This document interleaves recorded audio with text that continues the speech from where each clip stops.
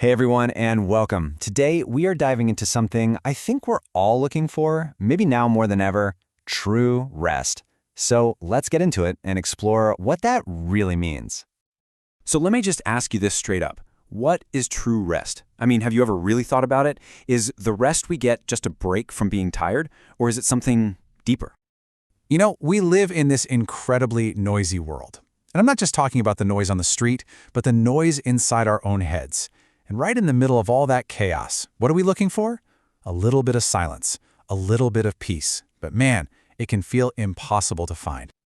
Okay, so first things first, we need to get one thing straight. There's a huge difference between fatigue and rest. Fatigue, that's physical, right? It's that feeling of being totally wiped out after a long day. But rest? Rest is different. It's this deep sense of peace for your body and your mind. And that's the real prize. So for this very modern problem, the answer, or at least a really powerful clue, comes from the wisdom of an ancient sage. Believe it or not, a single sentence might just hold the key to this whole thing. So where does this wisdom come from?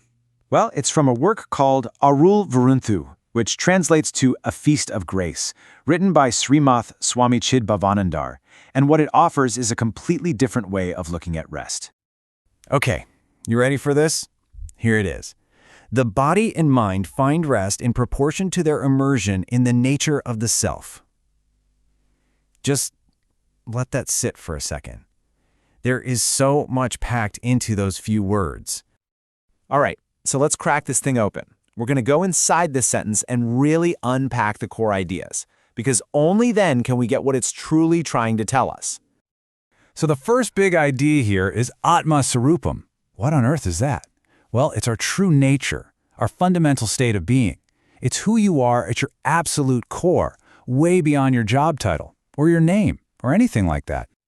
And then we have this next word, Thila. And honestly, it's a beautiful concept. It means to be completely immersed, totally absorbed, just reveling in something. See, this isn't about being lazy or passive. It's a really active, joyful kind of engagement. Okay, so we've got these two big ideas. Now, let's put them together. How does immersing ourselves in our true nature, that Atma Sarupam, actually lead to rest? What's the real implication here? And this is the mic drop moment. This is where it all clicks. True rest isn't an activity. It's not something you do. It is a consequence. It's the natural result of something else. It's not about just taking a nap or sitting on the couch. It's a simple cause and effect relationship, really. On one side, you have the cause, that deep immersion in the self, and that directly leads to the effect on the other side, genuine rest for your body and your mind. One flows directly from the other. But wait, there's one more crucial piece to this puzzle. It's a tiny little word in that original sentence, apa, which means in proportion to. And this little detail, it changes everything. It points to a direct relationship, kind of like this symbol you see in math. So what does that really mean for us? It's simple. The amount of rest you feel is directly proportional to how deeply you're immersed in your true self.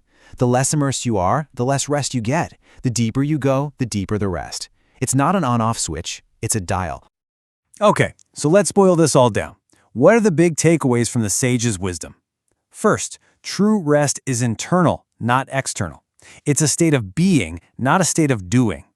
And most importantly, it comes from connecting with your true self.